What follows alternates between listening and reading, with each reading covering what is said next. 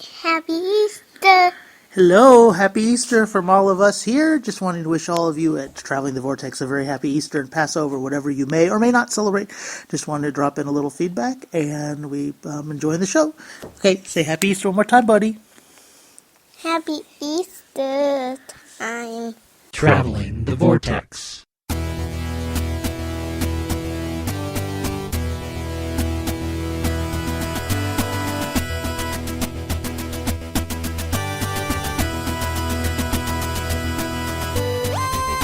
We've joined the Doctor as he travels the Vortex and landed at episode number 67. And that's a chair with a panda bear in it. I'm Keith.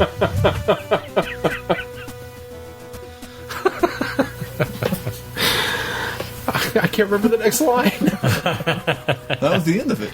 No, because he says, this is this, that's a chair with a panda in it, sheer poetry or something, and I can't remember what the next line is. I'm Sean. I'm Glenn. Well, happy Easter, everyone. Yes. Best bit of dialogue ever. As you heard at the beginning of the show, Dr. Phil sent in a very nice Easter holiday greeting. He did, with his daughter Natalia, which sounds very cute. Yeah, she does. Very cute. And once again, I'm sure Keith will point out that we're recording this not on Easter, because it's 12:02 now. 2 minutes late. I thought we had reached the deadline. I wouldn't have to point that out. Now, see, we can't work on Easter. Union rules. Yeah. All podcasters had Easter off. And if you didn't, talk to your union rep. That's right. There you go. Oh, how was your guys' dude, Easter? we should totally start a podcaster union. What would the bylaws be? I don't know, but like we could collect dues. Dues to be a part of this. What would we offer in return? Litigation services. Are you being treated unfairly by your podcasting boss? Mine's a real slave driver. He expects me to come with my homework finished. He yelled at me because I didn't watch all of the Sea Devils. I mean, it was bad. So if I don't join and I work, am I a scab? Yes. Oh. You crossed the picket line, man. I can do this by myself. We're holding you back. You don't need us. Glenn can poke himself with a stick. He doesn't need our help. Well, this week was... on Tuesday was Fish Fingers and Custard Day. Fish Fingers and Custard Day. Have you ever heard of anything so exciting? For anybody who doesn't know what that is... That just not working for you? No, because you're getting all kinds of, tingy feedback from it. Okay, I won't be bouncing tingy. back into your mic. Probably. And so anybody that doesn't know what that is, Fish Fingers and Custard Day was declared by the BBC as a celebratory anniversary date for the first episode that ran 11th hour, introducing us to the 11th Doctor properly, because he was actually introduced to us at the end of End of Time Part 2. Yes. But so what they did is they pretty much challenged people to try Fish Fingers and Custard for themselves and see what they thought and record their experiences. And so what I did is I chose to provide my experience with Fish Fingers and Custard on our blog. And where can they find that? They can find that on travelingthevortex.com. And it was a lot of fun. It was I made the custard. I'll just quickly recount the story, but you can read about it on the blog. I actually ran to 3 stores in town to find instant custard, which I couldn't find anywhere. And this was after work. This is after work at 11 o'clock at night. Yeah. I actually got off at 10:45 because I hurried out of there real quick. If I known you were going to do this, I would have warned you, because you've looked for custard in this town before? To make tiramisu. Why don't we find it? I had to make my own custard from scratch. So you make your own custard. I have once. See, and I didn't want to have to do that. So what I did is, it probably looked like what this one did when I got it out of the fridge the first time, which you didn't see. So it's not this yellow when I made it. Oh, really? Yeah. Oh, okay. Well, let me explain. I looked through Dillon's and I couldn't find it. So I was talking to a lady who said, you know what? When I was in Mexico, they had what's called flan, and basically that is custard. And she said, did you look in the import aisle? I didn't even think about that. So we went over to the import aisle. We found this brand called Royal, which is flan. And it actually says flan custard on the thing. And so I went home and I did a little research and found out that flan is custard essentially made with evaporated milk as opposed to eggs, I believe. Yeah. And what it does is it actually sets up, makes more of a gelatinous setting when it sets up. And then you're supposed to pour cream sauce over it, like a caramel, or I think I saw that they even do it with fruit. This is sounding less and less appetizing as you go. It looks We're really going to have good. fish fingers and flan. It tastes great. But anyway, but it is custard. It did say on all the sites, in it the said... import area for custard? Maybe I it's did. just an I imported area. looked everywhere for custard. I looked in there for custard, yeah. Well, that's the first thing we did. Is we said, "Was custard, custard, custard?" Oh no, but here's flan. That's what happened. So, anyway, but they don't make instant custard anywhere anymore, apparently. So anyway, so then I was excited. Went and got my fish fingers, or fish sticks as they're called in America, and ran home, cooked up this batch, but you still have to prepare it on the stove. And then I let it set, and it sat a little too long, and it was setting up, so I had to bring it back to the consistency of what it was in the episode. And I tried it, and I loved it. And I'm not just saying that because I'm a Doctor Who fan and I feel compelled to like fish fingers and custard because the 11th Doctor does. I liked it. None of us really like jammy is dodgers. good. Exactly. None of us like jammy dodgers, and the 11th Doctor does. But so I tried it, and I liked it, and I made up enough to bring tonight. So Keith and Sean can try fish fingers and custard as well. Now, I've been dying to ask all night long. I've tried several times and decided to wait until now. Had you prepared your taste buds in advance? Did you have a fish stick and then have a bite No. of custard to kind of get your because mouth? I didn't want to confuse my mouth for one Okay. thing. I thought Yeah. that would happen because I'm one of those people that do not like to mix sweet and savory. There's a lot of dishes that do that, and I'm not a fan of that. And so actually coming down to the taste test part of this, I was a little apprehensive at first, and I thought, oh, am I going to vomit in my mouth, or something? As terrible as that sounds. And so I closed my eyes and did it, and I liked it. It's really good. It's a great combination, and I want to find out what you guys think. So let's Can't be any worse than Marmite. pass the I'm ball. Oh, it's apprehensive much better than Marmite. No Well, offense, that's only Mark. because I don't like fish fingers. That's the only thing that holds me back about this, is that I don't like crinkle, crinkle, crinkle as the aluminum And we're foil passing the passes. aluminum foil that we baked the fish fingers on. Look, Are they Bre- still hot? I don't know. Oh. That was my left hand. I couldn't tell. You were doing the like they were. Look at the bright side, Keith. There's probably not a whole lot of fish in the fish Well, finger. That's true. You know. But then they have to try to input that artificial fish flavor to make up for the... Now, should we both do this at the same time, or do I get to watch his reaction? And you should be taking photos, shouldn't you? I should be taking photos. I'm trying to find my phone or my camera. I brought it. What do I do with it? I don't know. I have to say, if anybody hasn't had custard or flan, it smells like vanilla pudding. Tastes like vanilla pudding too. So again, I asked, should we do this at the same time, or Who's got their phone nearby? Because I'm getting that phone buzz. Oh, sorry, that would be me. Okay, we ready? No. 1, 2. No. We're all hovered around Keith Gotta as he's get the got pre. this No, ready to go into his wait. mouth. Wait, not yet. My camera takes a while here. He's paused, mouth open, fish finger in midair, All right, ready? dripping custard into the bowl. In, and is he closed yet? Do Is he it. closed yet? Not Do yet. it. There it comes. The lips are down. Oh, come on, Flash. I'm missing the reaction. It's not a good reaction. Not bad. It's an indifferent reaction. It's not bad.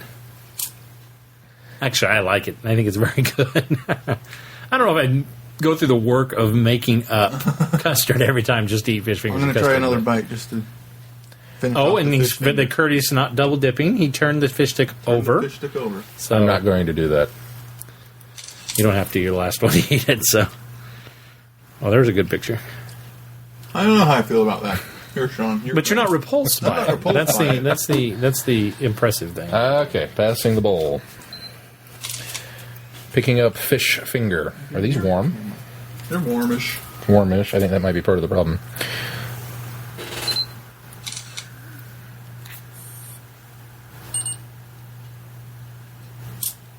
There we go. Dipping the fish finger into the custard. Now, do you stir it at all, or you just dip? Oh wow, it's like congealed cottage cheese. Yeah, it's a bit lumpy. Yeah, it's a little bit lumpy. We had to bring it back to a consistency that was dippable. Okay, ready?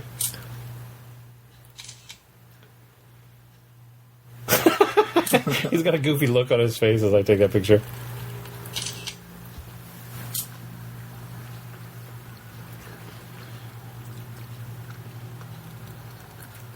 And the verdict? This is riveting audio. What do you think? I'm not sure. I have to agree with Keith. I'm not really sure how I feel about that. It's not repulsive by any stretch of the imagination. Like with the McMarmite, it was a very definite. The McMarmite? The Did you just McMarmite. really say the McMarmite? It comes from McDonald's. with the Marmite, it was a very distinctive, instant That's the special dislike. sauce in England.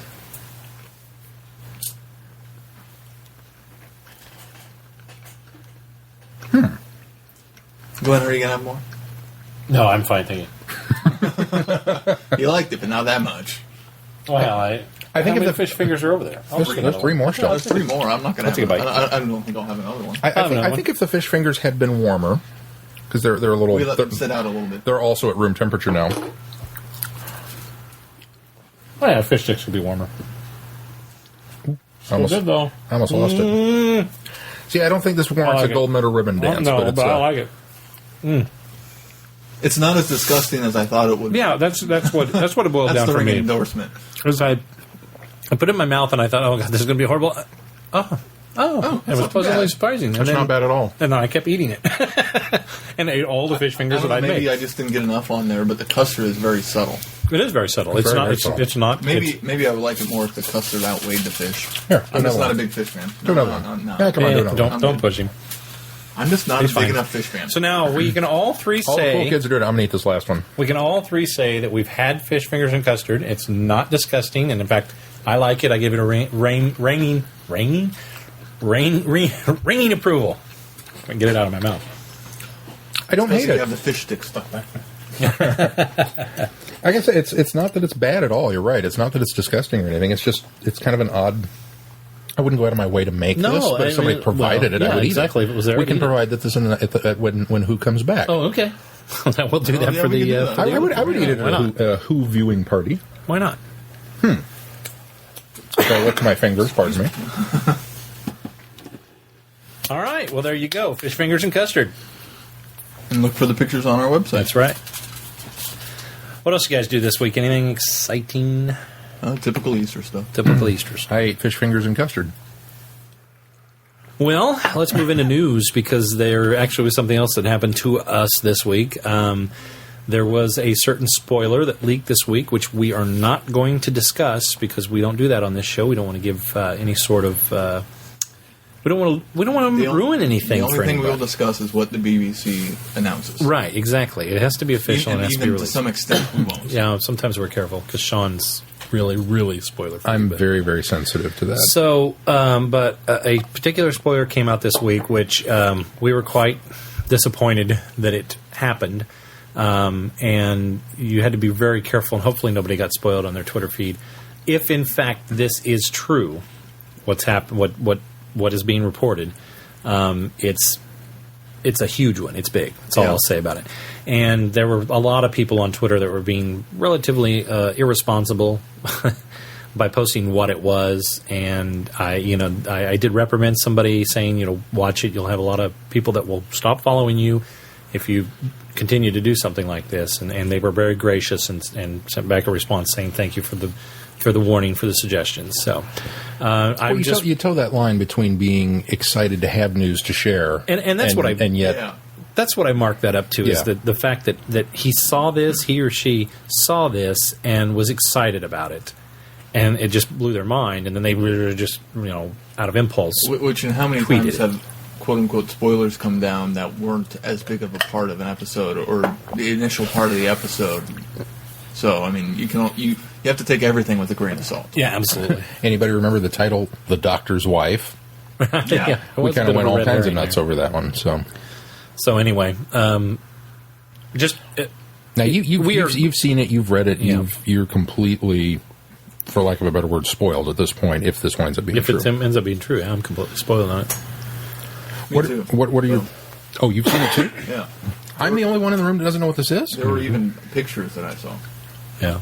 Ooh, I was foolish, but you know me. I'm very adamant about not spoiling those people that don't want to be spoiled. On the other hand, I am one of those people that will, to some degree, spoil myself Right.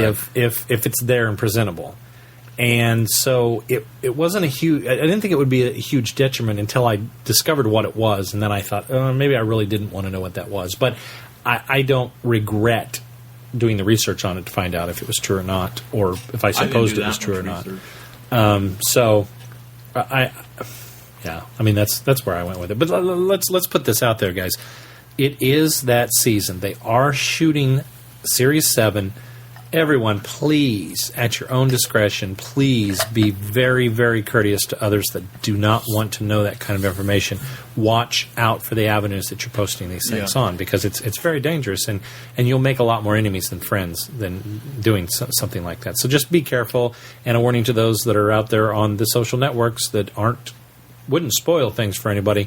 Watch it, because there's a chance you could get spoiled if you're out there looking. So. And for those of us that, I've been fortunate that I missed it, whatever it is. But for those of us that just simply don't want to know, I'm kind of in the boat with you. I want to know, but I don't. My desire to not be spoiled is stronger than my desire to know what's going on at this point. Mm-hmm. And just if it's somebody like me and you throw it out there on Facebook with a picture and go, check this out, and it's all right there, I didn't even have time to react to it. It just, bam, hit me in the face. Yeah. Versus if you were to put up a warning, spoilers, the new blah, blah, blah of Doctor Who, click this link, then it's like, okay, then it's at my own risk. Then it's in your, that's the difference, really, is, so for people like myself, please make sure that you're, and I should say, there were a lot of Who News sites that put out the fact that there was a spoiler out, and they were very careful to warn people that, hey, this link leads to a spoiler, be careful. Yeah. And so I appreciate those people, because there are some people out there that don't mind being spoiled. They want to know what's going on. They want to see what's happening now and find out what to expect. A lot of people thrive on it. Yeah, I can't fault those people. So just be responsible. Is it? Can I ask? Is it something that you don't want to go there? I don't want to know specifically about the spoiler, other than in the way it was presented. Is this something that leaked? Is this an unofficial, or is this? It's definitely unofficial. I mean, is this something that Moffat would be upset? Pictures were taken on the set of the shooting from far away, or maybe even close up. Now that I think of some of the pictures, so things. This was spoiled on a obviously semi-open shooting set is what happened. Okay. So I don't know how much research you did into it, but in my mind, it could be taken out of proportion, and they could just be looking at the pictures and speculating. I don't know. I get the impression that I don't know if any of whoever took the pictures was there and heard the dialogue and conversation as well. So I don't know. I can't say much more because I don't know. I wasn't there. So you think Moffat would probably be upset that this is now out? If it is what we think it is, maybe. Very possible. So I'm trying to gauge. I don't think he would. I'm trying to gauge the alert level. I don't think he's going. Well, I don't think he's going to react to it that much because, I mean, he doesn't want to draw attention to it. He might react to it after. I don't even so much that. I don't want to fault Moffat, but I mean, if somebody's able to get close enough to get those kind of pictures, then he obviously didn't have the set closed as well as it should be, so that something like that didn't get out. Maybe it's a Moffat. Maybe it's a Moffat device in order to get something out there to get people talking and speculation, and then it doesn't end up being true. It's a complete MacGuffin. All right, red herring. A red herring. Anyway, maybe. Hopefully. Anyway, now you say hopefully, so that tells me that it's a bad spoiler. Whatever's happening is bad. It's a spoiler. We shouldn't talk much more about it because he's going to. We're going to concern Sean. We don't. I'm going to worry. He'll end up looking it up. I'm not going to look it up, but I'm going to worry. Feedback. Our first bit. No, we didn't get the song. Feedback. We've got some feedback. Yeah. Okay. Our first bit. Now you can go. Comes from a new listener. Hello, new listener, Robert. Robert Collins. Robert, you gave me a heart attack with your email, by the way. I thought Sean was playing a joke on us. I did. For those that don't know, my middle name is Robert. So I received this, because the feedback goes to all of us, and I received this email from Robert Collins. And I looked at it and went, I didn't send any feedback into this to the show. What is going on? And your pen name is Robert Sunfire. Sunstorm, yes. Yes. Sunstorm. So I was like, well, it's not Robert Sunstorm. Is it actually him? And It was I went and read confusing, to it. say the least. But at any rate, welcome, Robert. He says, comment question, hello. I saw your post at the Whovians Facebook page and listened to your most recent podcast. Good show. Like the discussions about the Tulula stories. Thanks for the shout out to the Whovians. I hope you can make it to one of the meetings. Of course, he's talking about the Whovians of Wichita. He goes on to say, I'm an author, mainly of science fiction/fiction. I'll have a table in the dealer's room at Constellation and Conquest, and hoping for one at Ozfest, or OSFest. I think maybe that's sci-fi fantasy author. Sci-fi. Oh, yeah, sci-fi fantasy. SFF. Yeah. If you make it to one of these cons, stop by my table. I didn't call you out on how you were wrong. It was him that time. I know. I didn't mean to call him out. I know. I have the benefit of seeing it, so you stumble over it, and then I started trying to figure out what it was. So I'm sorry. Great to know you're doing a Doctor Who podcast here in Flyover Country. Keep it up. Yours, Robert. And Constellation is a con that's going on in Lincoln, Nebraska. OS Fest is going on in Omaha. And we discovered that Conquest is in Casey, I am double checking these Kansas now. City. And That's a lot of they're all fest, science Robert. fiction, fantasy. I think writing. Yeah, Conquest 43 is in Kansas City. Any listeners? It's Conquest, by the Yeah. way, and Constellation. So He's also going to be at Sooner Con. and That's in Oklahoma City. Glitch Con, Bentonville, Arkansas. And those are what he has on his Makes the website, circuit. and we will make sure to include that in the show notes. absolutely. You've got a busy schedule there, Robert. Yes, and not only is he a science fiction fantasy writer, he's published. Yeah. So now we have a doctor listening to our show and sending in feedback. We have a published author. There you go. Why don't you twist that knife just a little bit more? Sean's been published, albeit on the internet. I had a poem that was published. Does that count? See, that counts. You're Okay. a published I'm writer. a published author. You're an award I'm an winning. award- You're an Award-winning award-winning author. writer. So. Technically, I'm an award-winning published writer because the same poem won an award, too. So Oh, well, there you go. So Yeah. you won 2 awards for your writing credentials. my mom gave me a blue ribbon once. Does that count? Our next bit comes, For you, Sean, it does. Our next bit of feedback comes from Holly. Holly, wrong. Holly. I was all set this week. I was ready to go, and then I pushed the wrong button. Holly writes in, hey guys, happy Easter. And happy Easter to you, Holly. Loved episode 66. The interview with Simon Fisher-Becker was absolutely fabulous. So glad to hear that Dorian will be coming back. Well, I think we should clarify that. Did we say that? We did not say that. We kind of implied that he would be you coming straight back. out asked him. Yes, and I asked him, And and he he said- said, spoilers, sweetie, Spoilers, which sweetie. he was quoting a line from River, and then he did follow up by saying that he doesn't know yet. Yeah. For sure. He anticipates coming back, yes, but doesn't and know. so we're And all wants to come speculating, back. but we're excited to see him back because I can't imagine they would bring him back. Maybe not Series 7, but eventually. So. Yeah. The head in the box. Mm-hmm. Looking forward to hearing your thoughts on the Time Meddler and Sirens of Time. Keep up the great work. Holly from Wisconsin. Yes. Thank you, as always, Holly. Holly, how are things in Wisconsin? We get fairly short, concise, sweet emails from you, generally dealing with just your thoughts on specific episodes. Not that we don't mind none of that, because we love that kind of stuff, but curious to know what's going on with you personally. Let us know. Our next bit comes from Phil. Or Odd Duck Odd Phil, Duck Phil. as we call him. Phil writes, hey, who peekins? Running behind, still in the middle of 66, so I'll keep this very brief. On the subject of April Fools and practical jokes, I demand Sean confess to nearly killing me with a practical joke. He knows the one, the video, the dark room, turning the volume up so you can hear. You're a bad, bad man. Signed Odd Duck Phil. You'll have to recount this for us because we don't know what this is. Yeah, we have no idea.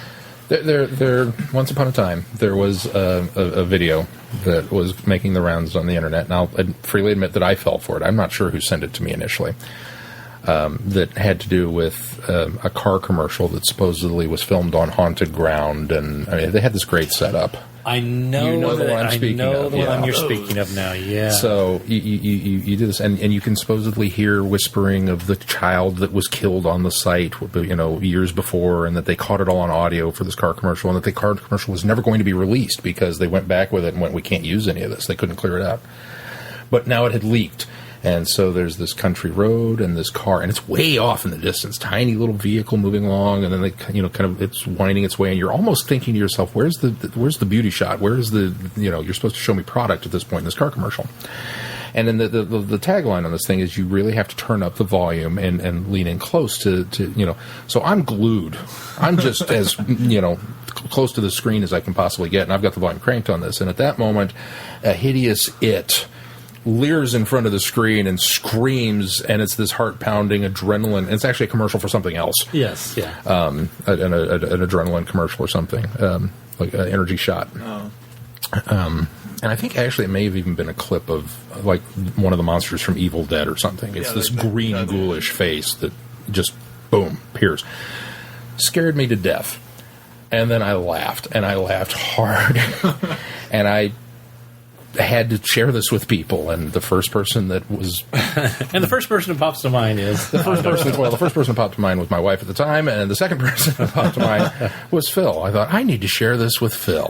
Phil needs to see this. So Phil came over, and I said, oh, dude, come here, you've got to see this. This is the most amazing thing. And so I set him up, and... I've never seen anyone backpedal from a computer while sitting down.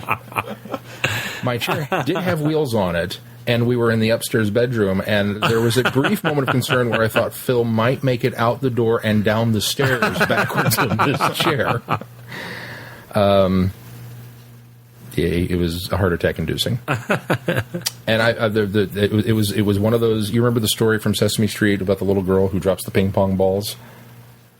You remember this about the common sense, and she's like, "I want to drop the ping pong balls," but then she thinks, "What happens? If I drop the ping pong balls, they knock over, they scare the cat, knocks over the fish tank, blah blah blah." It was one of those moments where, after everything had gone on and was said and done, I thought to myself, that maybe was not the best idea. You wish you were the little girl thinking through the ping pong balls. That's exactly what I thought of. I thought of those ping pong balls, but I should have thought this out better. Close the door, at least. Yeah. So, I got Phil pretty good on that one. And I remember those. There were several of those videos making the round. I think there's one that I saw that is just a still shot of a kitchen, and there's like a chair and a table and some curtains, and the thing is, what's wrong with this picture? And it tells you to make sure you're very close to the computer, look really intently to this whole thing, turn the volume up. Which obviously should be your first clue. Yeah, exactly. But this was early on in the meme. I should have known better. This was early on in the meme, yeah. And as you're doing it, then all of a sudden it pops up and screams and just scares the heck out of you. That went around our newsroom for a while. We were passing that one around. But I saw the car commercial one as well. Wasn't it the most frightening, hideous, scary thing you remember seeing? Like at the time, it was like... Yeah. You suck. Not really. I mean, the jump factor was still there, but I didn't think it was ugly and hideous. I didn't think it was that bad. Oh, just the leering face that popped up in the window. I mean, it scared me. And then I laughed, like I said, because I've been had. It was funny. But just the initial, was... Yeah, that was scary. Don't get me wrong. Phil thought it was scary. Apparently. It haunts him to this day. Who's next, Keith? Up next is Alex. Hey guys, Alex here, just writing in to say hi. It's been about a month since the last time I wrote you guys some feedback. So I thought it was about time to get back into the Vortex. First off, the interview with Simon Fisher-Becker was hugely enjoyable to listen to. He answered a lot of really interesting questions, and it sounded like a really laid-back, cheery kind of guy. I hadn't really thought about Dorian's debut to the Doctor until he's mentioned it now, but now I'm itching to see a story that resolves that question. I'd love to see Dorian pop up in Series 7, and he should definitely have at least a cameo appearance in the 50th anniversary special. At least. At least, yes. Also, I realize I'm a little late on this one, but I've been considering the question that Chrissy's feedback raised a few weeks ago about which Doctor you would want to travel with, and I have an answer. As much as I love Tennant's, the doctor I would really want to team up with would probably be McCoy. He has the capability of being very relaxed and easygoing, but he also has plenty of alien oddball goofiness about him. Overall, I think Seven would be the perfect traveling companion because you'd be able to go on rip-roaring, seat-of-your-pants adventure one day and spend the next relaxing with a cup of tea on the beaches of some far future paradise. You'd be able to have fun, but you'd also be able to sit back and have a nap if the mood took you. Perfect for me. That's all for me this week. It's very short feedback since it's 1 a.m. over here as I write this, and I'm feeling kind of sleepy, so I'll sign off for now. Keep up the stellar podcasting, guys. Stellar podcast. At Alex. You do us a disservice, sir. We are not stellar. But thank you. Mildly mediocre. Yes, but thank you. At best. But as always, thanks. And I understand Alex, obviously, both Alex and Mark are the co-writers of Doctor Who Reincarnated, which is a wonderful fan fiction site about a 14th incarnation of the Doctor. If you haven't read them, I want to give a plug for their site because they're very, very good. And so he's very busy, but it's always nice to hear from him.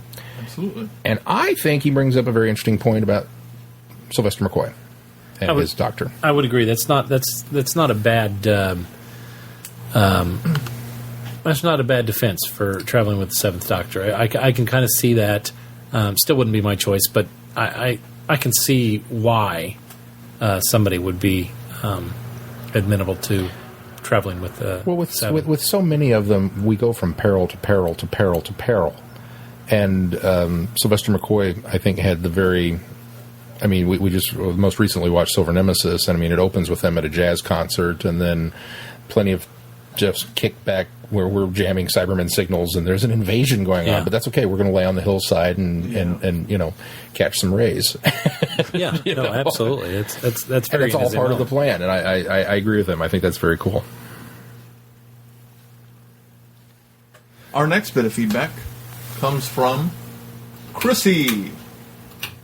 That's you, Sean. That's me, Sean. Hi, Chrissy. We didn't delegate this before. No, we didn't delegate this before. I'm waiting for my cues. Chrissy writes, comment question. Hi, Vortex boys.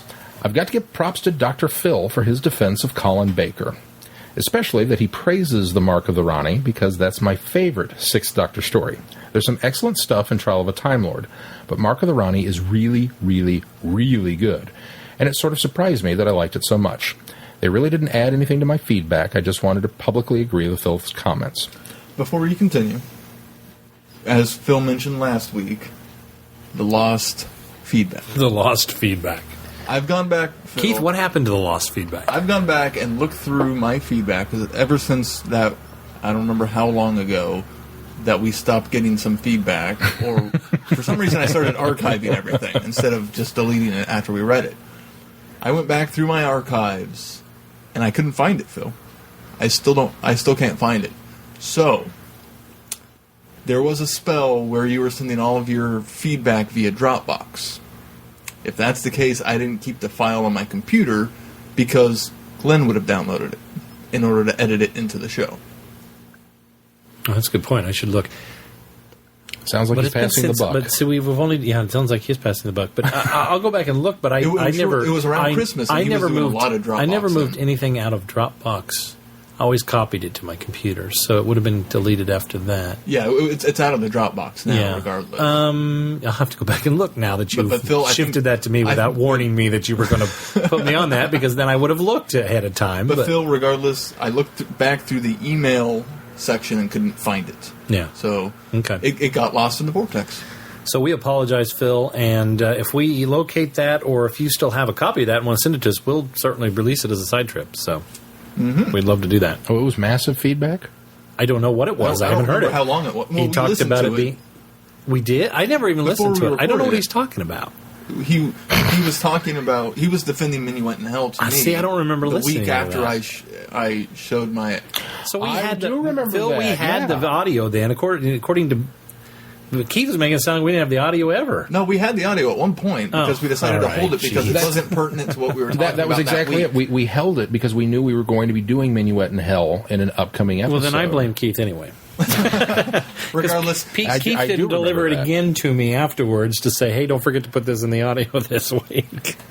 We're airing our All public right. laundry. If we during find Chris's it, emails. we'll post it on a side trip. Sorry about that, Phil. And we were confused last week. The two you sent last week were actually sent for us last week. So, and just to clarify for anybody who might be confused now, we've actually had two different Chrissy-related feedback instigations that have happened. The last one that we just got from Alex was, which doctor would you like to travel with, which we thought was an interesting question. I mean, it's something that we hadn't really thought about before, so we asked people to submit that if you had a particular doctor, that, not just your favorite, but who would you really want to travel with.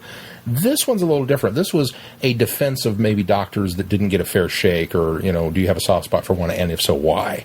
So that's kind of defend your doctor. Defend your doctor. In other words. Which is where we were going with that. Okay, let me get back into her email now. With all these Doctor Who meetup groups you guys are finding, I may have to move to Kansas. Plus, you have really good college basketball and a pro football team in driving distance. Oh, wait. Don't you guys have tornadoes, too? Never mind. I hope you weren't lumping the pro football team in with the good sports. She didn't say a good pro football team. She just says she said a good college basketball team and pro football and a pro football team. Yeah. No, she didn't make that faux pas. We have high hopes every year, but some of us have high hopes every year, but those hopes are dashed and we over Major League Baseball in driving distance too. No, they're not good either. I didn't say they were good. I just said they were Major League. We have hockey in town, Chrissy. If you like hockey, if you like the ice, they actually do good. play very well, and they do play very well. They're playing playoffs right now, aren't they? They are. I haven't been to a game this year. I'm ashamed. Shame on you. On to reviews. The Time Meddler. So you've dropped Ian and Barbara back in their regular time period, and you've lost two very strong and wonderful characters. What are you going to do to keep people interested in Doctor Who? Well, you make the Time Meddler. That's what you do. I really, really, really like this story. At first, it looks like a typical Hartnell era historical. No aliens or weird stuff going on. Just the Doctor and his companions stumbling on a time period in history and interacting with the regular everyday people in that time period. But then you have the gradual reveals about the meddling monk, and you realize there's something bizarre going on here. The clues about the monk are placed so well within the story, it doesn't drag. Even with the Doctor on holiday in Spain, imprisoned for an episode, the plot still moves and holds your attention. The cliffhangers are well done, the characters are pretty memorable. Also, while Stephen and Vicky are certainly not Ian and Barbara, they both have their own likable personalities and are very good characters. I've always enjoyed them as companions. I can't think of anything negative to say about this story right now. The Sirens of Time. This being the first story in the Big Finish main range, you can tell that it's the first. That's not to say that it was bad. The story has some good ideas, but the resolution seems a little complex and hard to follow. I also wonder if they didn't have all the technical equipment working well for the first Big Finish. Also, I may have just had a bad copy, but some of the voices in the first part with the Seventh Doctor were really quiet.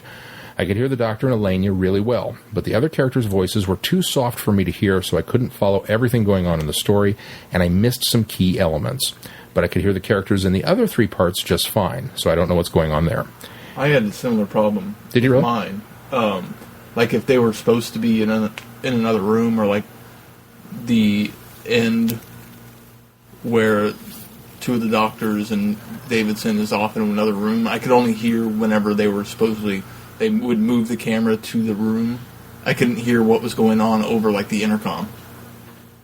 When were they moving cameras from room to room? Metaphorically. When were there metaphorical cameras? Like if he's you trying were to visualizing equate this to a visual representation. Okay. Yeah. I was going, if you were did we listen visualizing- to a different story? If you're 'Cause visualizing I don't remember cameras at like, all. It sounded like there was Instead of them talking over the speakerphone Gotcha. to one another. All right, that makes sense. If they were actually in the room with Davidson versus being in the room with Sylvester. Okay, that makes sense. I couldn't That totally understand makes anything sense. they said. So Okay, I apologize. Go on. Didn't know what was going on there. Anyway, decent enough story, if not executed particularly well. Honestly, it takes Big Finish Doctor Who a while to really figure itself out, but once it does, it's amazing. That's all from me this week. Keep up the great work, boys. Chrissy. And as always, Chrissy, thank you so much for your email. Thank you. And feedback. And you'll hear our thoughts on this yes. soon.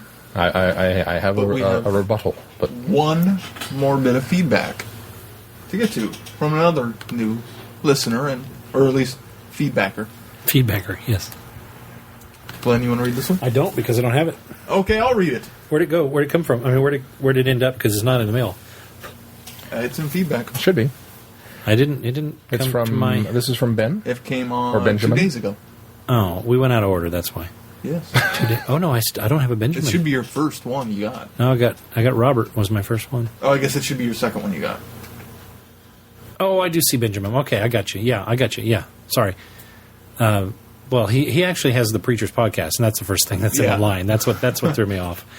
He writes, "Hi guys, I promised I'd drop you some feedback on why I didn't like the Time Meddler." Okay, a couple points. Let's preface this by saying let's back up a minute. that during Friday Night Who, he did join us on Twitter, on the Twitter feed, and we chatted a little bit. I don't think he was watching at the time, but he did comment that Time Meddler was not one of his favorites. Oh, was he? Okay. It wasn't one of his favorites. So Keith challenged him to send some feedback, which he did. So we're very appreciative. He says, okay, a couple of points. Number one, Hartnell is generally an okay doctor, but this, I thought, wasn't close to his best performance. Number two, I say this even though I love classic Who and don't like new Who very much. The companions were useless. Wow. They said a line or got caught. They said a line. They said a line or got caught. That's what he's saying. Okay. And then number three, lastly, I didn't like the monk either. I didn't like the way he was brought to life. There's my review, guys, from Benjamin of the Preacher's Podcast. So thank you very much for writing in. And we chat a little bit with him on Twitter, and he's excited for next week's Friday Night Who, which is... Yeah. Because we got a whole lot of new people joining us this week. We did. Well, and next week will be the War Games. Yeah, we did. We got three new for sure. And so next week is the War Games. So he's excited to see that because the Second Doctor is one of his favorites. So we're excited to have you back, Benjamin. Yeah, thanks so much for sending in feedback. And as always, we hope you enjoy the show. And you can certainly, even if you're not listening to the show, but just joining us on Friday Night Who, that's certainly all right. Mm-hmm. Yeah, absolutely. Love to have those comments. I'm gonna check out your podcast. I haven't had a chance to do that yet, but I'm going to look you up. I'm going to, too, after I finish the homework for next week.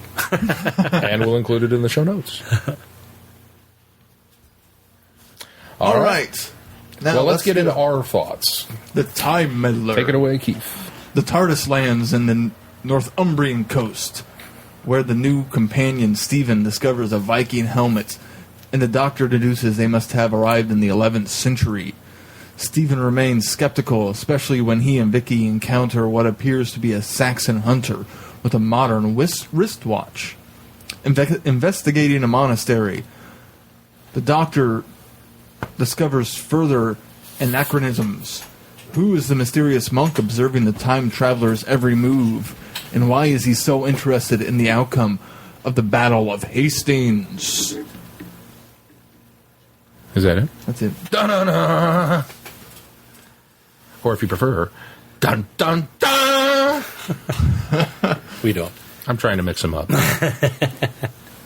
So you're just throwing out the two for... I'll give you a choice this week. Okay. They're both good. They're both positive. They are both good.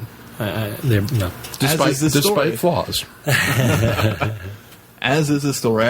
This was one of the ones that... Okay, this is coming up on Friday Night Who, and I was like, okay, I'll pick up a couple. I'm so glad I picked up this one.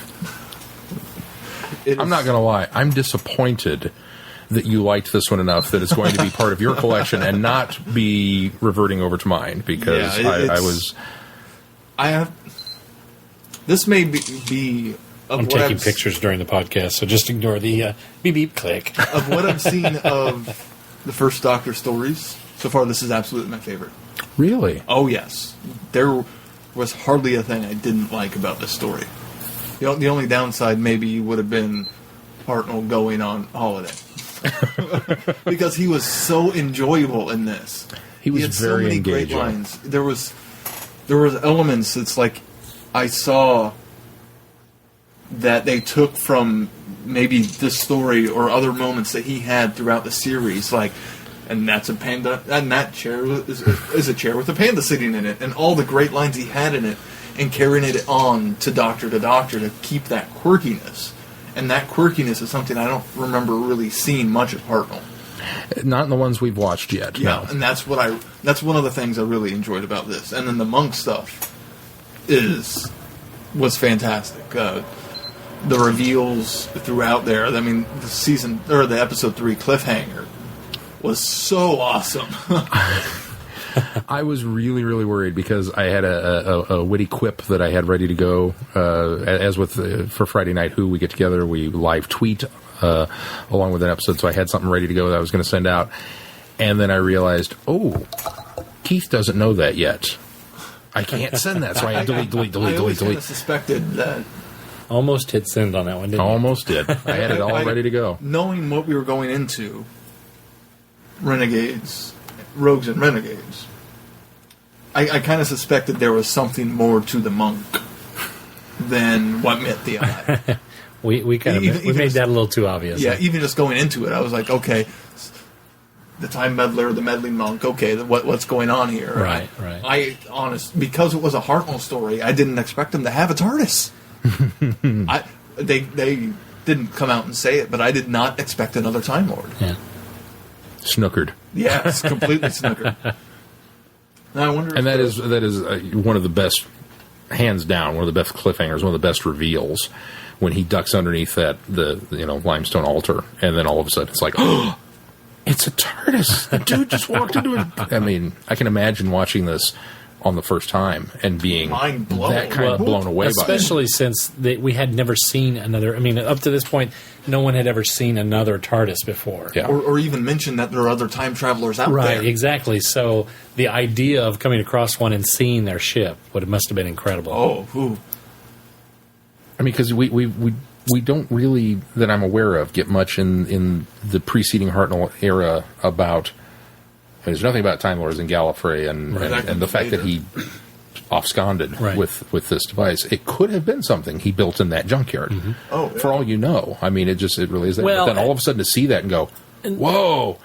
At one point, Susan and the Doctor talked to Ian and Barbara, and I can't remember when it is, but talk about being time travelers from Gallifrey. They talk about being from another planet. Yeah. I don't think they named him Gallifrey though. Did they? Gallifrey didn't come along until what we're getting ready to watch next week. Maybe. I know that's the first time we ever see Gallifrey is in the War Games. War Games, yeah. But I think it seems like they had name dropped Gallifrey, but maybe not. Maybe not. I haven't watched enough First Doctor recent enough to recall that. So. That's honestly that is probably my biggest failing. Is I very, very much enjoy, and I've kind of gone on record with this. Ian and Barbara. I love the companionship and the characterization and the dynamic that group has. I think the only First Doctor serials I've actually seen are all Ian and Barbara. Yeah. This was my first exposure, and I had not seen this one. I'd heard of it, obviously, but I'd never seen this one all the way through. And so this was really my first exposure to both Stephen and Vicky. I kind of side with Chrissy. I really liked them. Mm-hmm. I thought they were interesting characters, and it'd be fun to see where they go. They've kind of got that bickering brother and sister relationship. The nice thing is, too, they're enough the same so that we don't have we're not thrown two completely different companions. But they're also enough different that it's a refreshing change from Ian and Barbara. Mm-hmm. And so I like that. Now, of course, there are episodes of Vicky being with Ian and Barbara as well. She was kind of the replacement for Susan, which I've seen some of those. But to pull her out of that dynamic and become which they talk about Stephen and Vicky, that really, which is weird because Stephen's introduced in the previous story. In the Chase. He is in the he's in the Chase. Yeah, which is odd. This is the weird thing because I've seen the Chase. And I don't remember either Stephen or Vicky being Shame on me. Well, you're so devastated by the departure. I really was. It comes as a little bit of a surprise the way it ends. I'm not going to say anything more because that's on the docket at some point. But I really like Stephen. I just found it very almost humorous and very enjoyable that he accepted the ship as it was, is bigger on the inside. Maybe he had more revel over that in the Chase when he stumbles in there. But just the fact that he accepts that it's bigger on the inside, but he doesn't accept that it time travels. Right. I really like that there are limits to my, Usually people walk in and, wow, it's so much bigger on the inside. Oh, yeah, it also travels in time, and they just accept that. Right. Stephen doesn't believe it. And through most of the story, he doesn't believe it. Right. I really enjoyed that aspect of it. And I only remember Vicky yelling once. I'm sorry, in Classic, it's a perk whenever the female companion doesn't scream. Scream or yell, yeah, that's true. It's a clutch I to suppose. add suspense. I suppose. It is. Yeah. And she wasn't in peril. No, she was. For the afraid for the cliffhangers. Oh yeah, because that's the other. Not only is it you've got to scream and you've got to. It's usually in association with now the monster's coming at you before we go to the end credit sequence, and that didn't happen a lot in this either because we had you're right. Obviously the big reveal at the third, but then Hartnell got captured. Yeah. Was the cliffhanger for one, then went on holiday. How funny is it? Apparently went to Spain. We don't know if he went to Spain. Somebody tweeted during it that they looked it up, and it was two stories that he was gone from. Yeah, and we've watched both of those now. Yeah. What I think is odd is that they apparently they're relatively close together, and we've talked a little bit about. I'm not quite sure how the production schedule on something like Doctor Who in the day would have been, but the other one was he missed an episode of the Dalek Invasion of Earth, which is story 10. This is story 17, so that doesn't seem like it would be all that much longer for him to be taking another vacation. Well, yeah, it was what did we decide? That was and how many 7? other of those in between those were longer than 4? Yeah, that's true. So that's true. And we don't know that he went to Spain, but that was the other thing. We had a very, very active and fun Friday Night Who group for this, which I think really enhances the. When you almost have to spend and really divide your time between the tweet stream and what's going on in the stream and watching, those are the ones I really enjoy the most. There were moments when I went silent because I was just too captivated with what was going on. Right. But it was weird. We were all in sync on this one. A bunch of us were making the same jokes almost right on top of each other. Something would happen, and I mean, especially Hartnell's dialogue. Oh, yeah. All three of us, me, John Boy, and I don't remember who the other one is, all tweeted out at the same time. Oh, it's the that's a chair with Panda in it, and how great that was. And then he said something else witty, and we were all on it, and boom, boom, boom. It's like, man, and I kept coming in third. I couldn't type. So that was annoying. But aren't you the writer? Shouldn't you be typing? I should be all over that. I suppose in my mind I was composing it differently. I don't know. Let me talk about man of action in this one, because this is man of action, Hartnell. Very much.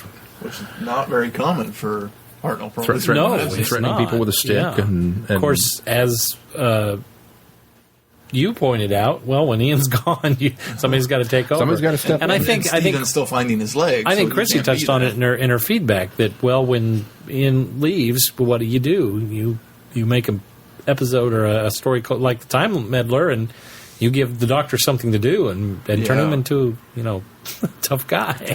I was very impressed. I was very impressed with Hartnell's performance in this as well. So many of the Hartnell serials that I've seen, he comes across as the frail grandfatherly, and certainly intelligent, but he's the brains of the outfit, and Ian's kind of left to do the heavy lifting.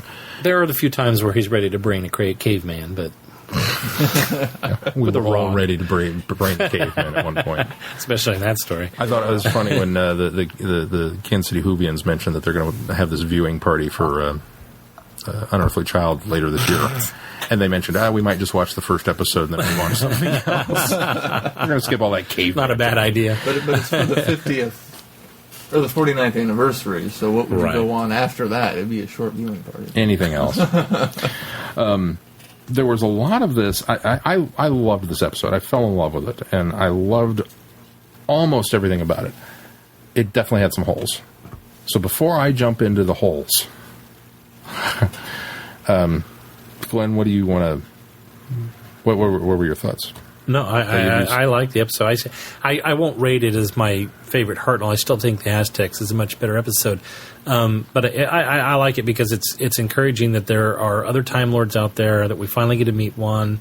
We get a little bit more of the mythos of the Doctor by introducing the new TARDIS, and I absolutely love the ending of this one.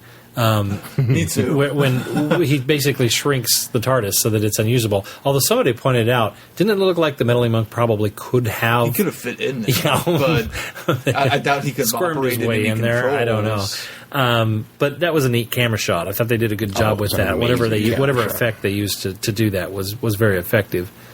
And no, overall, it's an enjoyable episode. I didn't feel like the companions had a lot to do in this one. That was what fell down for me on it. I enjoy Stephen and Vicky. I thought they were fine. It just seems like they spent so much time looking for the Doctor. They spent so much time introducing us to the subplot characters in this, which was appropriate. I understand why they did it, but it seemed to take a long time to get them doing anything. But I was fascinated by the Time Meddler and the fact that he has all of these like modern devices and devices from different eras that clearly shouldn't be in. What do we say? It was the 11th century. Yeah, that's what England. 11th century. So, England. So I thought that was cool. Was that the 1688? Well, then that would have been the 11th. The 15th book century. says, or the back of the box says 11th. 11th century. So that would have been 10,000. That would have been the 1066. 1066. 1068, somewhere in there. Yeah, somewhere. There's a 6 in it. I enjoyed it. I have very little I'd bad be to the say worst about companion ever. Where are we at again, Doc? You did point out. That was one of the other things that I keyed in that I thought was cool when he mentioned that it'd been nice to have Barbara there because she would have been able to key in on some of the history that was necessary. And he seemed to be reaching for it, which I liked, as opposed to being the know-it-all doctor. Exactly. I mean, he figured it out, but he was struggling to remember. Well, you get the impression that since this is early on in his life, that maybe he hasn't seen everything yet, especially Earthwise, and which might also lend to the fact that the first Doctor never seemed to have the affection for Earth that the rest of the Doctors do, especially the Fourth Doctor, the 10th Doctor. So this kind of lends to that fact that maybe he just hadn't done a lot on Earth, and so he didn't have quite the extensive knowledge of history and didn't appreciate it as he does later when the Fourth Doctor obviously drops a lot of names, Leonardo DiCaprio. That would have been a really cool one to drop. Leonardo. Da Vinci, those kind of names. He's just name dropping all these people. He knows Newton, all these kind of things. So I really like the fact that he doesn't go there and have this extensive knowledge, and he really seems like he's reaching for it and having to look into the recesses of his mind of what exact period is this? Well, What's and it was happening fun here? to see him fish. I mean, he does that know about information the era. to get it out of the woman there. When he's that's asking more of about. trying to just pinpoint where they're at as well. So I mean, he clearly had some working knowledge of the era that they were in. He was just trying to pinpoint it down to where they were, what had happened up until this point. So how much of the Doctor, just on a character arc, how much of the Doctor's affinity for Earth do you think maybe comes from Susan? Hoping that he'd run into her again. Well, maybe not. I mean, he could have gone to visit. But I think because Susan was so enamored. With her. In fact, she is the reason why they're at Foreman's. She loved the time period. He's there hiding something. Huh? He's there hiding the. Well, then we find that out later. But that I think honestly is a convenient. Susan wanted to go to Earth, and he said, "Okay, I can hide it." Yeah, there. absolutely. I think that came. But Susan, I mean, she has more of the appreciation of Earth, and she loved the music. She loved the 20th century. She loved London. She loved all that stuff, and then to be rather unceremoniously dumped, as we've discussed before, in Earth's future, in Dalek Invasion of Earth, because she fell in love with a boy. I wonder how much of that maybe is the Doctor. Maybe trying to understand her a little bit. Maybe. And maybe Earth begins to grow on him from this point forward. Maybe. I don't know. I just thought of that. But yeah, I love the reference. Well, Sean, you had some plot holes with it. I have some plot holes with this. I have a feeling an atomic cannon is going to come into this. I'll get to that one.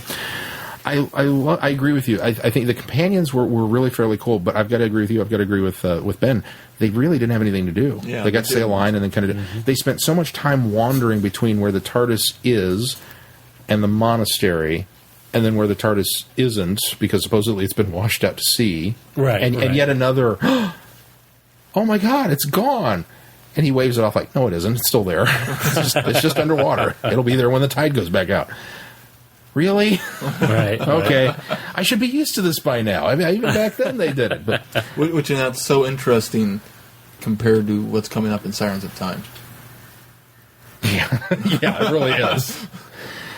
How things change. Yeah. I think the monk is a fascinating character who we didn't really get enough on. I would love to see the monk come back. I wanted more, and I believe of he him. does come back, and I can't remember what it is, but unfortunately, it's one of the lost. It's one of the lost stories. ones for sure. I wanted more. Why does he have this collection of things? Why does he? Because he talks about, well, I want this to happen so that this, and this will happen, and I'm preserving Earth history, and I'm improving it, I'm making it for the better. But yet he's got this priceless artifact collection in the back, and it's kind of like, you're just stealing stuff. Yeah. And it's implied, and it's very subtle that that's the reason that he's there. But I would have liked for them to have developed that a little bit more and kind of really gone with it. I think it could have improved the story if they moved that cliffhanger up, the third episode cliffhanger up to the second episode cliffhanger, and spent the next two dealing with the monk and exploring the monk instead of the imminent threat of the Viking. That's true. And the Vikings, for record, these are the worst Vikings ever. These Vikings would have been kicked out of the How to Train Your Dragon Viking village by Jay Baruchel because they were worse than him. He would have said, out, no way. Take your pointy shoes and your weird hairdo, which what was with that top knot, and just hit the road, Jack, because they sucked. These are how bad these Vikings are. They attacked a monastery, an abandoned monastery with no monks. There's two people in the monastery, the doctor and the monk, and they lost badly. Yeah, but the doctor was kicking butt. Now, granted, it was the doctor. The doctor, William Hartnell, was in full-blown Chuck Norris mode during this episode, and he was all kinds of all over the place. But you just got the impression. I mean, if this was the advanced scouting party, wow. That's the problem. They were supposed to scout, not attack a monastery. But there's two guys. It's a monastery. If they had attacked like a Shaolin monk monastery with the Kung Fu monks, then I could have seen you guys are in for a little more trouble. Maybe you should have thought this through a little bit better. Right. An Anglo-Saxon monastery, no problem. No problem. Fat balding guys, no worries here. Right. My apologies to any Anglo-Saxon monks that happen to be listening. But the biggest thing, and we've got a lot of running around in the jungle, forest, whatever it was, between the village and the monastery and back and forth, and dropping these hints of what the monk is doing, and setting up these characters who you got to the point where you started to kind of care about them, and then they were just dropped. Yeah. What happened to the guy and his wife at the village? The guy who put it all together. Signal fires. Oh, a smart villager. Didn't see that one coming. Cool. And, well, they go and fight the Vikings, and apparently in the last 12 seconds kill them. Right. But just nothing happens with them. They're just kind of left to their own devices, and that's it. The biggest problem. The monk is here, and he's altering history for his own nefarious purposes. Okay, we've got to stop him. Okay, we're going to shrink the TARDIS. Cool. And then we leave, and we're done, and we stopped him. The dude has something called an atomic cannon. It was on the checklist. It was an important item. And it's sitting up there on the hill. Our companion stumbled across it. I didn't think it was a companion. I thought it was somebody else. No, it was Stephen and Vicky. Stephen? Yeah. They didn't know what it was. He said it looks like some sort of cannon, and we went, aha. Wink, wink, nudge, nudge. We know what this is.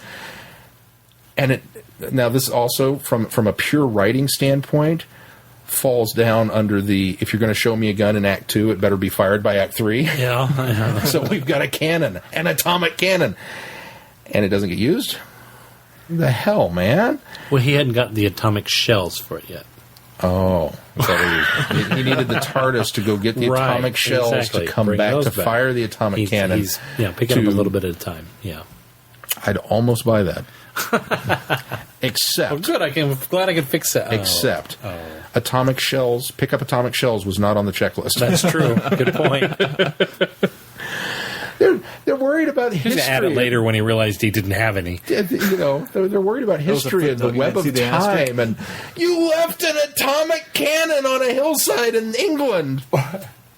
And John Boy, he kind of cleared it up for me a little bit. Then he says, "Don't worry, Torchwood will find it in a couple of years, and they'll pick it up and squirrel it away somewhere." But that seems like a fairly... Now, again, The Doctor didn't find it. Right. The companions did. And the companions didn't mention it to And the they Doctor. didn't mention it. So that's kind of And the Doctor didn't see the checklist while he was in the monastery. I can kind As of big write as it that one was, how off. could he not? I can kind of write that one off as a bad companion. You know, don't No, do they're noobs. They're newbies. Newbies. But Yeah. at some point when he's going off and he has this very impassioned speech about, we've got to stop him. We can't just leave. What's wrong with you? And she could have said, oh, yeah, he's got an atomic cannon up on the hill ready to annihilate the Vikings. The Vikings' boats were probably sinking as it was anyway. They're horrible Vikings. They weren't good, yeah. I don't know. That was my one. And like I said, all this is very, very nitpicky, really. I mean, not really. It's a plot hole big enough you could drive an atomic cannon through. We've had bigger Or fire one through. Or fire one through. I don't think it's a plot hole. It's a know if massive plot hole. I think we've encountered bigger plot holes. We have. And that's the thing. There's so much good in this episode. There's so It much overshadows. fun. I am completely willing to let it overshadow the gigantic atomic cannon-sized plot hole. It's one of those few times where you enjoy the ride so much that you're willing to forgive some of the failures. That's it, absolutely. Yeah. That is exactly what it boils down to. Because, like I said, there was just Hartnell was in rare form in this one. I had never seen this aspect of his Doctor, and it made the ride so enjoyable. And it gives a hint of what the Doctor becomes. I think so. Yeah. Oh, anything else? I'm a little about it? disappointed that for being so Chuck Norris, he fell into that trap with the record player. Well, he didn't really become Chuck Norris until after that. He had to be It wasn't trapped until before he got- transformed. Yeah, it wasn't Yeah. until he got to the monastery. Yeah. This was the equivalent of we're going to prop a box up with a stick and put a carrot underneath it and then pull the stick out. I mean, it was that bad. I'm mad as heck, and I'm not going to take it anymore. And shame on the monk for setting up shop in this monastery and not knowing that apparently there is a secret passage to Spain. Yeah. I mean, anything else? No, I don't think so. Let's move on to... Keith, I will tease you with the knowledge the monk does return. But you're going to have to wait a while. I'll Google it. I'm not constrained by your. Of course you will. Spoilers, sweetie. I won't be constrained by now that I've finished new series. You should be. Move it along. There's a Move it plethora along. of stuff out there that you don't know yet. Moving along. Let him spoil himself. No. I'll just go look and see when it is. I won't really look and see the he returned. instances. We can't figure it out. We know it's one of the lost stories that he returns in either the Hartnell or Trout and Ears, obviously, because those are the lost ones. Yep. And I'm sure Dr. Phil's driving his car right now going, I know the answer! And he's on his phone getting ready to call us in. And then he also returns in Big Finish. He returns in several, mind the word, Eighth Doctor adventures with Paul McGann. Oh, very cool. So I look you forward to have getting those to look forward to. And speaking of Big Finish, Our next. see how I did that? I set you up was a for very that. Nice You did. segue. And now I'm going to call attention to it and ruin it. Our next review is of the Sirens of Time. While Gallifrey is threatened by a fleet of hostile warships outfitted with technologies surpassing even that of the Time Lords, the Doctor is dealing with a plot to destroy him in his 5th, 6th, and 7th incarnations. Each Doctor faces his own trial alone before coming together in the final episode to confront the Sirens of Time. Da-na-na. Oh, he returned in the Daleks' master plan. That's why it's not And which one is that? the Daleks' master plan. Which one is that? Which one is that? Hartnell. Oh, I'm or sorry. It's Trout? Hartnell. It's Hartnell. It is Hartnell. Yeah. That's the big monster one. The one that came before. That's the big 12-parter. Is it 12? Oh my It's gosh. one of them's long. I didn't know it was 12 parts, but Terry Nation tends to run off at the pin. wow. I believe. I didn't realize there was that many episodes. I for a long time I thought War Games was the end all be all of massive. It is Who. 12 episodes. That's an entire 9 of which are missing. season. 1, 3, 4, 6 through 9, 11, and 12 are all missing. So We're not There going to you get go. to that one anytime soon, unfortunately. But no, and we'll have to do it in recons and we'll have to do it in audios, recons, so- and Yeah. we can fix it in post. There you go. All right, now we're moving along. Yes. Sirens of Time. I liked it. I already gave the synopsis. Yeah, I heard. I think it's great. All right, It was let's go enjoyable. do it for this week.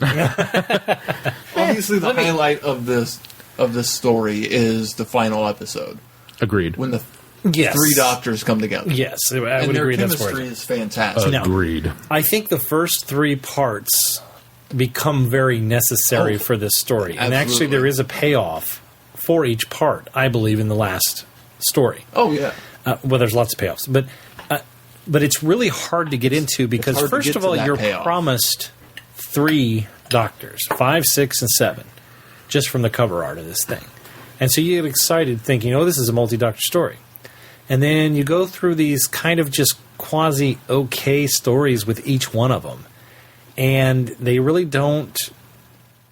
They don't go anywhere. They don't feel like they've fulfilled themselves, and you're left wondering what's going on here. And it's not until we get to that last part where all of the doctors come together where this becomes a really fun story. And these 3 guys are fantastic together. Whoever wrote this did a nice job. All 3 of those guys working together. The chemistry was fantastic. I absolutely would have loved to have seen these guys on screen together. Oh, yeah. And Can you just... There are so many moments that... Of course, you visualize in your head with the audio, with what's going on. And there were so many moments in the 3rd segment, or in the 4th segment, the last one, when all 3 of them are together. excuse me. The escape down the ventilator shaft. Probably my favorite moment of the entire thing, when they land in a heap and, I think All of them obviously on 5 because he says like, on top of each other. yeah. And he says, I think I've broken my ankle. I'm fine. Nothing's broken. I appear to have broken your fall. Oh, sorry about that. It's you can visualize Yes, that. It's absolutely. written and performed so well that it's just there. yeah, And absolutely. it's amazing. And even though they all sound the same to me, with the exception of 5, his voice has deepened. Yeah. It must be the cigarettes or something. I don't know. But his voice has deepened. But he still carries the same inflections as the He Fifth really Doctor does. did on TV, and I totally fall into the fact that that's 5. A lot of people complain about the voice has changed so much. He doesn't sound like the Fifth Doctor. Blah blah blah. I am sorry. I do not. I noticed the octave change a tad. I mean, it's not even an entire octave. It's just his voice is a little deeper. Oh yeah. But he puts so much. He's the same character. He steps back in the role. He has the same inflex. The same inflection in his voice. I just absolutely think he still is 5 to me in my head. When I'm visualizing it, I'm visualizing the young 5. Oh yeah. I really liked his episode 2 of him on the German U-boats, and I really enjoyed his whole story of it. Partially because the first one, while as entertaining as McCoy is in it doesn't go anywhere. No, it doesn't. Yeah. This it doesn't one at all. And it doesn't is- even, it doesn't even pretend to answer a question. Yeah, at that point. this is Yeah. a nicely concise story. It has a beginning, middle, and the end to it. I mean, the end, the cliffhanger is not that great. I mean, it's the Doctor clinging to the TARDIS as it's floating in the ocean, and that's it. Can I say? But Can he you was imagine? fantastic in this. Can you imagine what Tegan and Turlo are doing in the? Are they in like the game room playing? They're swimming in the pool. They're in the game room They're and in the library swimming in the pool. they're playing gin. And Tegan stops, pauses for a moment, says, "Do you hear something?" Bang, bang, bang, bang, bang. Let me in. I don't think I hear anything. I was like, what are they doing that they don't hear the Doctor beating on the outside of the door? What are you guys doing in there? Wake up. Or are they Let me in, frantically guys. pounding on the other side? Doctor, Well, you Doctor, wonder. looking at the scanner. You going, wonder, do they ever- He just sailed away on the submarine and left us, and we're bobbing Yeah. up and down in the ocean. Yeah. And He at that says, point, look at the scanner. when the Doctor's clinging to the ship, I'm of the impression that it's horizontal. Mm-hmm.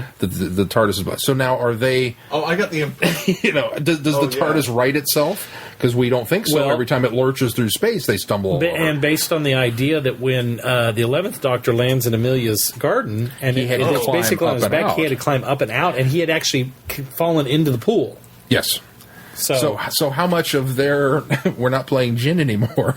We have tumbled all the way down. That's why they couldn't hear him. They were in the wardrobe, Right. And, all the they way fell through. all the way down to the bottom of the ship. They were in the basement. And his story was the only reference to any companions. yes, his was. Yes. Now, I get the impression that 7 is set beyond Ace, him traveling with Ace. So this is sometime before he regenerates into 9, because clearly he's traveling by himself in the movie. So I'm okay with that.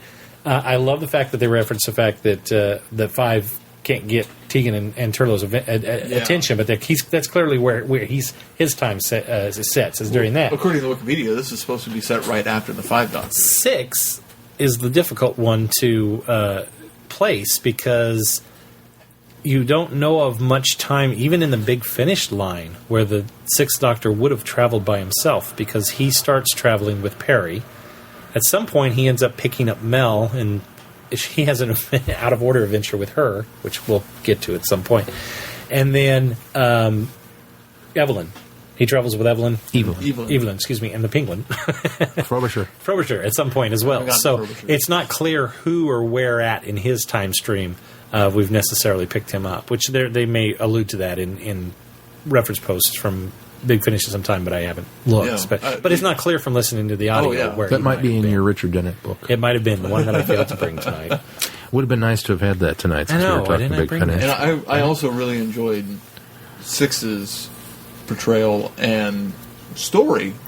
His is another one that doesn't really go in. It goes I agree somewhere, that but not as much as 5. Yeah, 5 really could have been just its own story somewhat. Adventure, but the U-boat adventure is the most encapsulated of all of them. Agreed. The Sylvester McCoy one is definitely the most not, because it feels like the first part of a longer episode. Mm-hmm. And then we drop it. We're just, boom, we're done. We're going to go somewhere else to talk about some other things. The Colin Baker story... It's a nice setup into the 4th part. Yeah, it leads into it very well. And I think that's what I enjoyed about it is, okay, now we're getting more of the what's going on with Gallifrey, and it ties in. Right, it does lead in much better than the other. And I think that's why they chose to set them in this order. Because the linear thinker in me is going, well, it should be the 5th story first, then the 6th story, then the 7th. The problem is the way these stories are structured, that wouldn't work at all. Because you'd have a nice kind of tight contained story at the beginning, and then you'd have this one that leads into all these big things, which you would then drop to do this kind of oddball 7th Doctor story that doesn't seem to go anywhere. Unless you swap the Doctors with the stories. You could swap... Okay, you could easily just rearrange the Doctors with their stories. And just put 5 Except for that's not true, because they talk about the, and I'm going to fail here because he talks about the different emotions of the Doctors. That in 7 you had the compassion Doctor. In the 6th Doctor you had the say the word again. Pragmatism. In the 5th Doctor you had, I can't remember what they. Patience was his. That's right. That's what it was. And so you have to put those Doctors in those stories in order to make this work. So it does have to be. True. Yeah.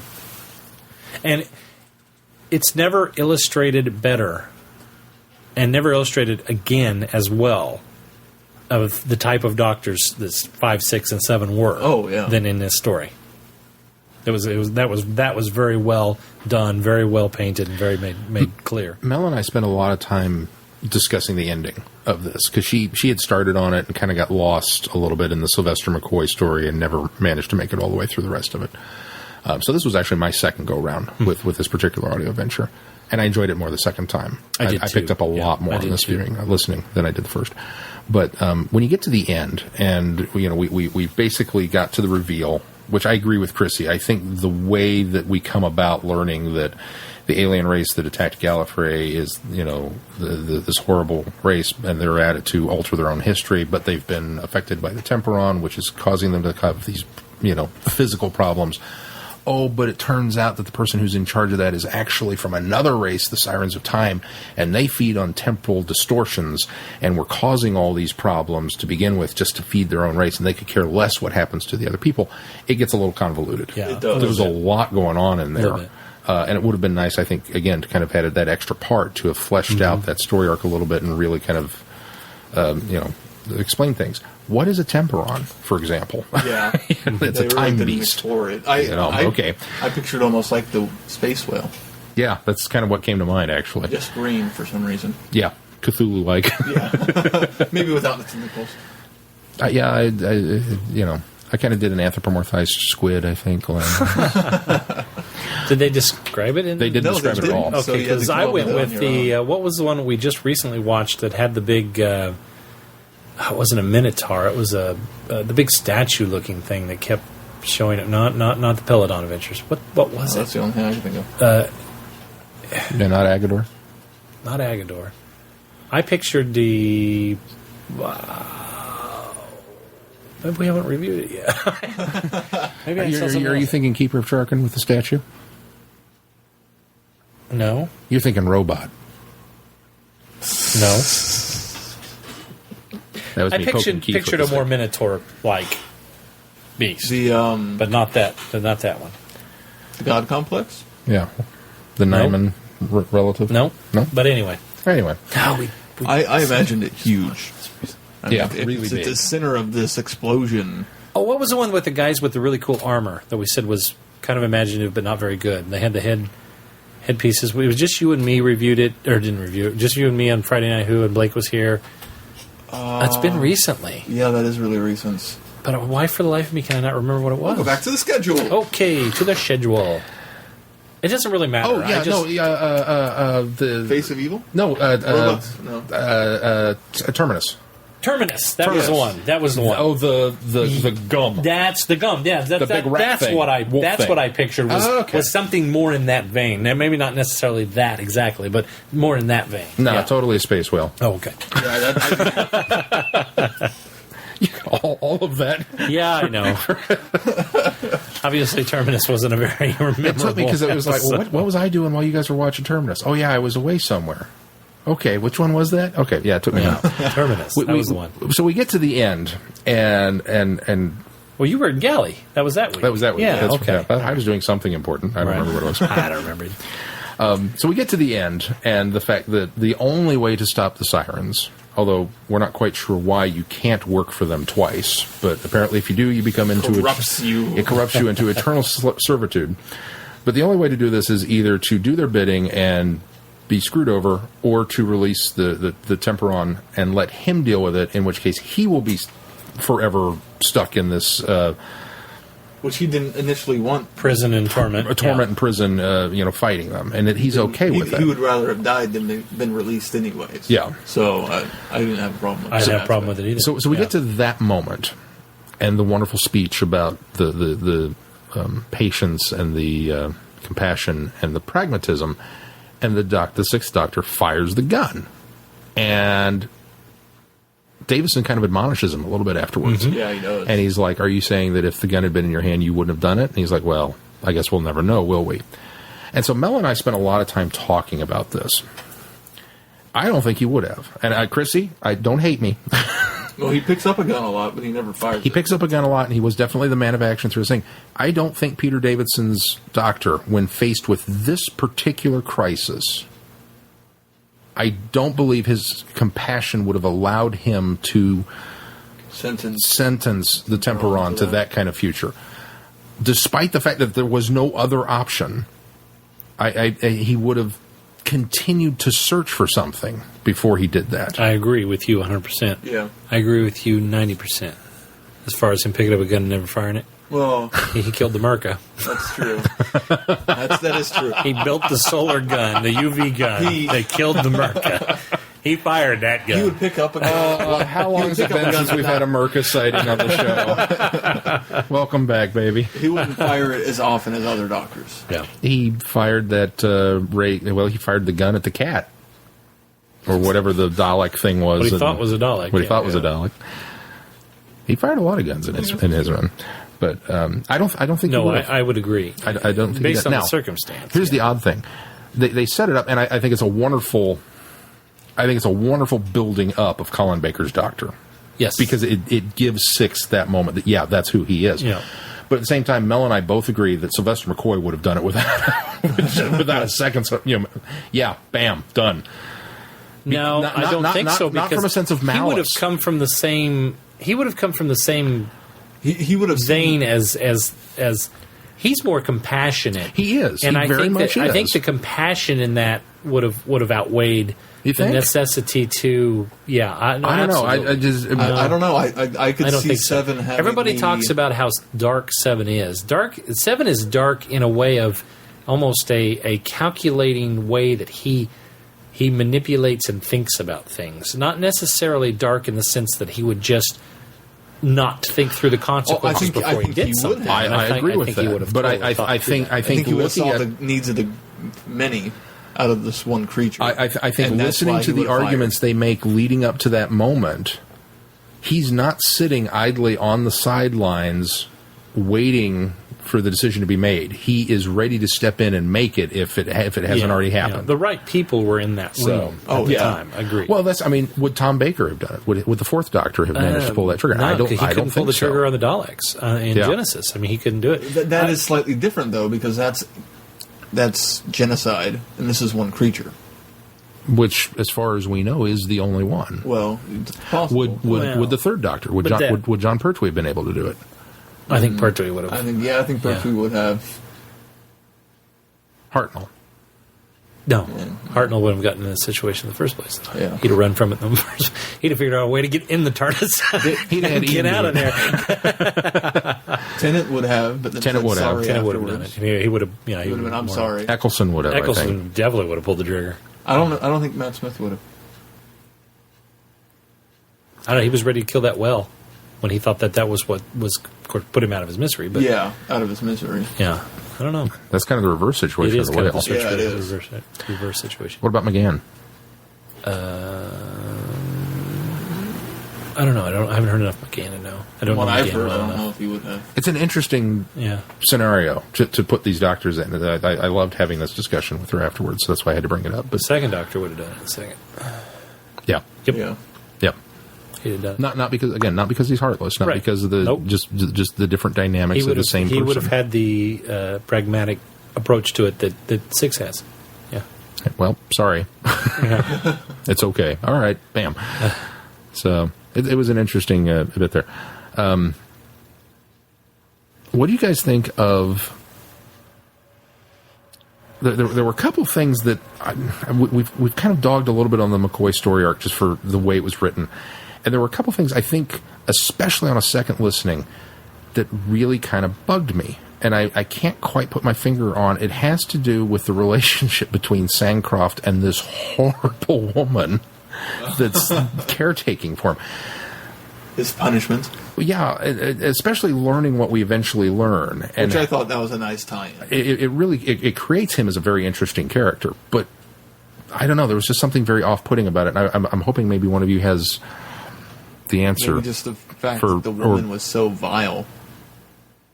See, I don't mind vile characters if I almost got more of a, despite how vile or off-putting she was, I almost got this, he'd been with her so long that he had sort of this Florence Nightingale kind of thing going on with Yeah, I got that where the impression, patient. I got it very much from him, I don't know not that he. from her. I don't. No, not at all.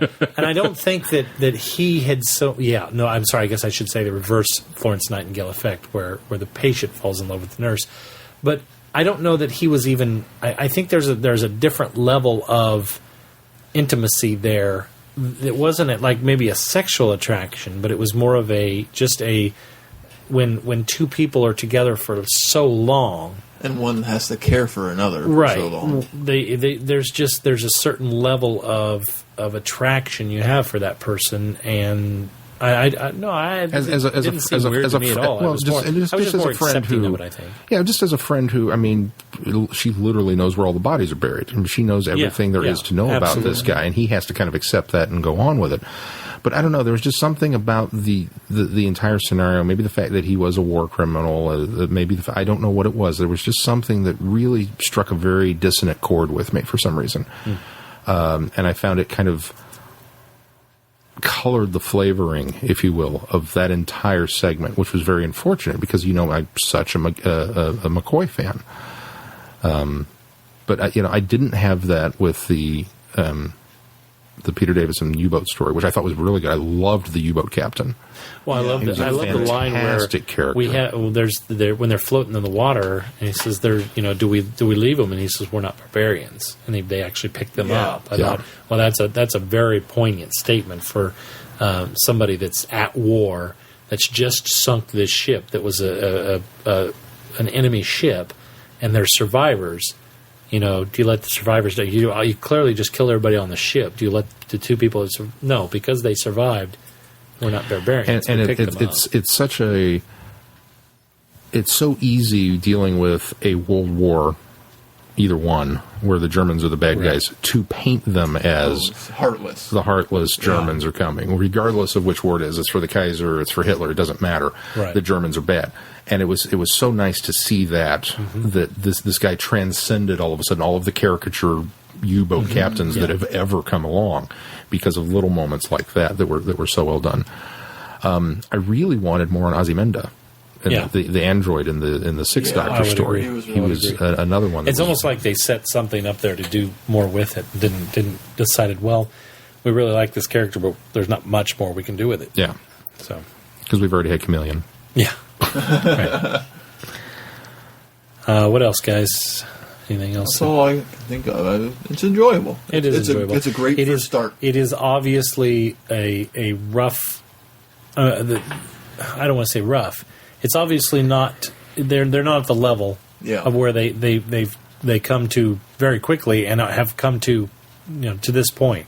But Big Finish for the first outing did a terrific job, and it's obviously a little rough around the edges, but I think overall it was a great way to start, and that's the way you do it. You put the three in there and get people really excited about it and grab their attention, and then give a little taste. It's basically a little taste of what you're getting ready to Does anybody enjoy. know, was the main line commissioned? Had they already known that there was going to be a series, or was this kind of done initially as a pilot, and then if this does I think well, they we'll knew have they more? had X number of issues commissioned, because I think they had to sign those guys, I imagine, ahead of time and have a certain block of work for them.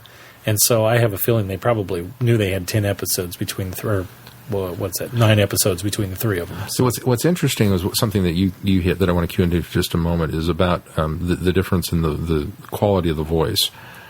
I agree with you. Peter Davidson's voice has changed quite a bit from his time in the show, but something that you had said once about when I listen to him in Big Finish, I just have to think of the Time Crash Doctor when he comes back. That's what I envision. And picture him that versus an original, and that really helps to do it. It does. What's interesting is that listening to this story, I hear Peter Davidson talk, and it's Peter Davidson.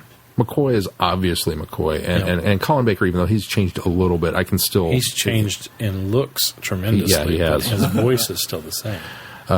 But I can still hear them, and I can still visualize my doctors. This story, I get that. There are other Peter Davidson audio adventures, which we will get to, and I don't get that. I struggle to find the character for some reason. You're talking about what? I'm glad you brought this back up, because there are Peter Davison episodes, audios where he's by himself, where I do find myself imagining him as the Time Crash Fifth Doctor. In this one, and maybe it's because he was surrounded by his other selves, I found myself actually able to picture just the way he was playing the Doctor. I was able to picture the young Doctor, even though the voice was different. I was able to. But I agree. There are times in the Big Finish line where if I can envision him in the Time Crash Doctor look, then I'm okay with it. I'm perfectly fine. I'll be interested to get you guys' take on a couple of those other ones when we get to them, because there are several now that I've listened to, and it's just come across as a very disappointing experience, because I can't seem to find Peter Davidson in the story. He's there, and he's playing the Doctor, but I can't find the Doctor. So I'll be curious to know what you guys make of it. All right. Well, what do we got coming up on the schedule? Well, coming up, as we discussed, next week we're doing the War Games. The first half, anyway. Because the War Games is massive. It's 10 parts. And that's for Friday Night Who, because we are going to review the War Games. And we start at midnight, so we're going to be doing the first 5 parts for Friday Night Who this week, and then we'll do the second half next week. So you'll have to take good notes to remember where we left off. But we won't be reviewing the War Games until episode number 69. Which is the following. Which is the following. Yep. Next week's episode, you've all got homework. Be ready. The homework for this week, which is not on that sheet because it's incorrect, is going to be, we're going to dip back into Big Finish. We're going to do another Big Finish extravaganza and another companion archive. We're going to dip into, because we've talked so much about her, we're going to dip into some Evelyn action. Evelyn and the Sixth Doctor with Colin Baker. And we're going to do not the first 3 stories, because we're going to skip around just a little bit there. But the first one that Evelyn shows up in is number 6. And again, this is still within the main quote-unquote Big Finish line. Number 6, the Marian Conspiracy. And then number 9, the Spectre of Lanyon Moor. And then number 22, Blood Tide. And there's a reason for jumping around and traveling the vortex, as we often do. But the Evelyn stories do wind up kind of having a fairly coherent plot thread around them. So once again, Keith, we're trying to get you some chronology to your vortex travels, and all 3 of these do kind of follow one from another to another, because Evelyn's got kind of a cool little story going on. I've started Marian Conspiracy. And you dig her so far. I dig her so far, and if it's the kind of where they're going with her in the story, it's just already fantastic. I'm excited to hear that, because I've listened to the first 2, and as much as I enjoyed Marian Conspiracy, I think it's the weakest of those so far. So, all right. Well, we want to tip our hats too much. We'll get to that next week. So hopefully you're enjoying the Big Finish reviews, because we can tip our hats already. We can tip our hats to them too. But hopefully you'll enjoy that and continue on with there. And then obviously this all kind of sort of falls into the grand the Cartmel master plan, the Collins master plan is what I'm going to call it, of our rogues and renegades discussion as the weeks continue to pan on. And there are some other things coming up. You might want to get a jump on some Sarah Jane Adventures Season 2. Just going to throw that out there. It's on the docket. It's on deck, so to speak. Yep. And coming up. So, all right, guys. Well, that's it. We're going to do it for this week. Until next time, I'm Glenn. I'm Sean. I'm Keith. Cheers. Good night, everyone. Be seeing you. You tried to back that up, didn't you? I tried. You were going to boomerang. I was going to do me. it. I was going to boomerang. And then I decided not to. I felt bad for you, Sean. You're a bad man. I felt bad for you. You know I can't keep up with all that.